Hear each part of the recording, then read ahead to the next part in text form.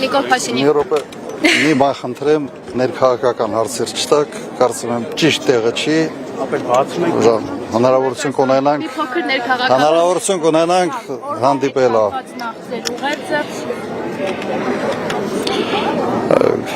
Գիտեք, ուղերձ ես կապեմ միգուցե վերջի այս մի քանի տարվա հետ։ Փաստորեն կրել ենք ծանր պարտություն պատերազմի ժամանակ եւ այս իշխանությունը այդ պարտությունը անընդհատ շարունակաբար մի process-ի է վերածել։ Անընդհատ շարունակաբար ավելի քան 4 տարի մենք գտնվում ենք այդ շրջանում։ Անընդհատ ինչ որ բան զիջել, բան տալ, բանից հրաժարվել, ուղղակի մաշեցնող մի երևույթ է մեր ժողովրդի համար։ Իսկապես շատ ծանր եւ մաշեցնող։ Եվ միգուցե նաեւ այս ֆոնի վրա ցեղասպանության ուրացումը շատ ավելի ծանր ընկալում է ստանում շատ-շատերի մոտ։ Պարոն Քոչարյան, երեկ Արթուր Հովհաննիսյանը ազգային ժողովում ճապասույցների ժամանակ ցեղասպանության եմ անդրադառնում։ Ասեց մոտիկ չգաք ցեղասպանության թեմային ու չփորձեք դիվիդենտներ շահել։ Մեր արձագանքը, այսինքն իրենց արձագանքը շատ խիստ է լինելու։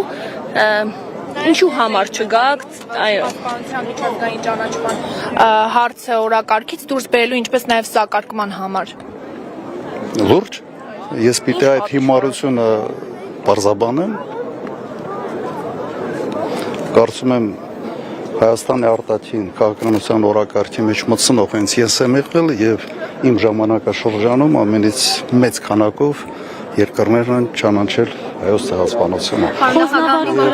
Եվ երբ որ գիտեք մարդիկ, որոնք ուղղակի մատին չեն դրել այս հարցերի համար հիմար դուրս են տալիս, պատրաստ չեմ մեկնաբանելու։ Նախագահ Նիկոլ Փաշինյանը դատապարտումի մասին այսօր ակնարկներ են արվում, բայց եւ փակ կստացվի իշխանությունների մոտ նաեւ այս կարմիր գիծը անցնել։ Ընդհանրապես եւ այդ ուղղությամբ ջանքերը եւ ընդհանրապես ցեղասպանության ուրացումը բերելու է նրան, որ ուրանալու են մարդիկ, ովքեր փորձում են դա անել։ Իրենք են մոռացվելու մեր ժողովրդի կողմից։ Պնդում են, որ դատապարտել է Հանրապետության հրապարակում Ադրբեջանի եւ Թուրքիայի դրոշներն այրելը եւ դա սադրիչ քայլ է համարվում։ Եվ խոսնավարում կրակոցները Ես ձեզ հիշեցնեմ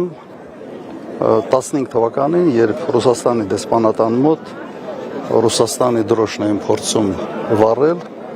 հետո ոտնատակ էին տվել հենց այն մարդիկ, ովքեր այսօր զբաղեցնում են երկրում բարձրագույն պաշտոններ։ Արտգործնախարար, վարչապետի օգնականներ, մամուլի նախկին քարտուղարներ եւ այլն։ Եթե ընդհանրապես դա անթույլատրելի քայլ է, ապա հարց է առաջանում կրկնակի ստանդարտները Ռուսաստանի նկատմամբ եւ Թուրքիայի նկատմամբ կիրառել են թե ոչ։ Ուղղակի ամոթ է այդ թեմայի շուրջ ընդհանրապես իրենք գոնե իրավունք չունեն խոսալու։ Նախագահ կրկնակի ստանցները խոսնավարում կրակոցները Նիկոլ Փաշինյանը կապել էր հենց դրոշների այրման հետ։ Այդ կրակոցները թշնամու են։ Մեկ ամիսա պատրաստվում են, հա, այդ որ դրոշերը պիտի այրվեն եւ մեկ ամիս նախապատրաստական կրակոցներ էին, հա։ Իրականացնում այդ լավ աբսուրդների դաշ չմտնենք։ Պարոն նախագահ, երկակի ստանդարտների մասին խոսեցիք, երկակի ընկալումներ կա նոյեմբերի 9-ի փաստաթղթի շուրջ։ Ինչ տեսակետ ունեք այս փաստաթղթի առնչությամբ, ինչ պիտի արվի դրա հետ։ Մի քիչ շատ խորացանք, ես ձեզ խոստանում եմ եւս մեկ մեծ մամուլի ասուլիս կանեմ կամ կհանդիպեմ լարագորոկների հետ եւ բոլոր այդ հարցերի պատասխանները կտամ։ Դա արդեն մտնում ենք ավելի շատ sense մի քիչ ներքաղաքականի մեջ, այո, ճիշտ է, ասեմ փող կապացված են, բայց չեմ կարծում որ սա այնտեղն է, որտեղ